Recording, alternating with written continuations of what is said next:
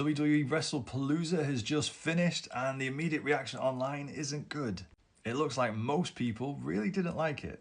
Now personally, I did. I thought it was a solid 7 out of 10. I thought Stephanie Vaquer versus Io Sky was a great match, and I think the mixed tag match, AJ Lee and CM Punk versus Becky and Seth, was loads of fun. But having thought about it a little bit, I can see where everyone's coming from. Cody versus Drew at the end was a solid match, but it wasn't a classic and it felt a bit short for a main event. Brock Lesnar versus Cena was just Brock Lesnar giving a bunch of F5s and then leaving again.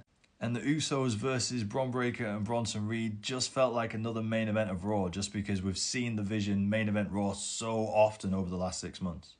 I think WWE also were always going to have an uphill struggle by the fact fans thought they were directly trying to counter program against AEW, and the whole ESPN, people confused about where to watch it, having to pay an extra $30. It was just a bit of a mess.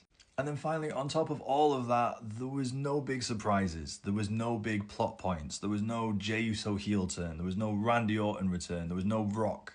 But honestly, whilst WWE didn't help themselves with all the corporate stuff about the, competing with AEW and the ESPN thing, I do think the bigger problem is with us as fans. If we go into a show thinking that the show is rubbish unless there is a big surprise, unless there is a big return, you're always setting yourself up for disappointment.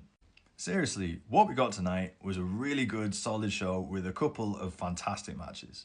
And genuinely, if you're going into a show and thinking this show is rubbish unless this one thing that I want to happen happens, that's kind of on you.